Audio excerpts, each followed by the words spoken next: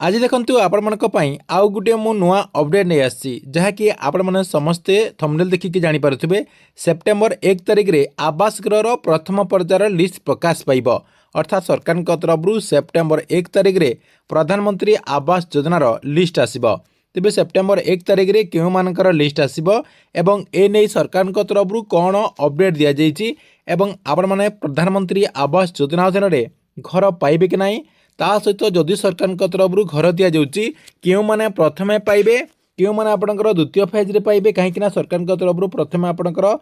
Fast phase रो list आसिबो एवं next आपंकर द्वितीय फेज रो लिस्ट आसिबो। देखंतु फास्ट फेज रे क्यों मानकर ना रहिबो एवं क्यों मैंने प्रथम पर्यायर रे घर पाइबे से नहीं कौन आपंकर अपडेट गुड़िक रही आपको मु एई वीडियो माध्यम रे पूरा डिटेल जणादेबी जहाँकि आपण मैंने वीडियोटी को शेष पर्यंत देखला परे से नहीं पूरा इनफॉरमेशन टी जानी परिबे। सेतिपई वीडियोटी को बिना स्किप करके शेष पर्यंत देखंतु। ता पूर्व वीडियो को गोटे लाइक कर दियंतु एवं जो माने चैनल टी को एजाए सब्सक्राइब करनांती चैनल टी को सब्सक्राइब कर दियंतु। प्रथम देखंतु आपण मानकु मु जणे दोछि जे प्रधानमंत्री आवास योजना अधीन रे घर पाइबा पई ओडिसा रे जाकी बहुत सारा हिताधिकारी अपेक्षा करि रहिचंती। देखंतु राज्य सरकार जो रिपोर्ट रही अर्थात पंचायती राज मंत्री सूचना अनुसार प्रधानमंत्री आवास योजना अधीन रे घर पाइबा पई 38 लाख लोक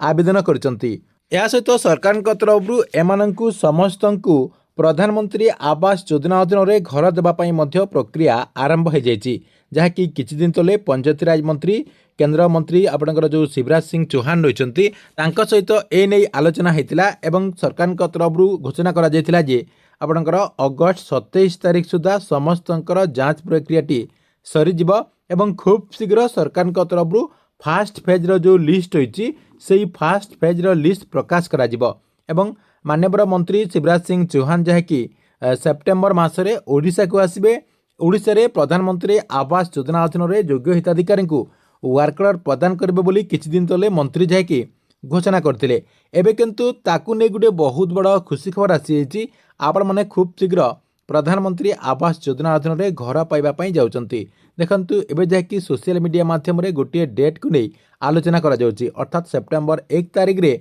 आपण मानकर जो फास्ट फेज रो लिस्ट होइची प्रधानमंत्री आवास योजना रो जो फास्ट फेज रो लिस्ट होइची सेही फास्ट फेज रो लिस्ट प्रकाश पाइबो कहीं 27 तारिख रे सरकार तरफ